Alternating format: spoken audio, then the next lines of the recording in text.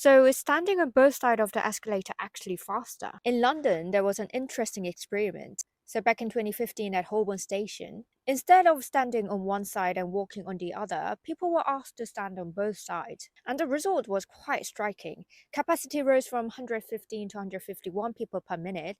That's about 30% increase. So in that case, standing on both sides was actually more efficient. But the same test was carried out at Canary Wharf Station. On shorter escalators, people tend to just walk up. And if you force everyone to stand, flow actually dropped by around 10%. So in the end, it's really depend on the situation. Now, what about Korea? There are some deeper stations, for example, Yoinaru, Sungsil University, and Nampo in Busan City. But most stations are short to medium in length, which means walking often feels faster. But now, the Korean government is bringing back the idea of standing on both sides for the first time in 11 years because accidents are still happening and frankly, it's getting more expensive. In fact, around 67% of escalator accidents over the past decade were caused by user behavior.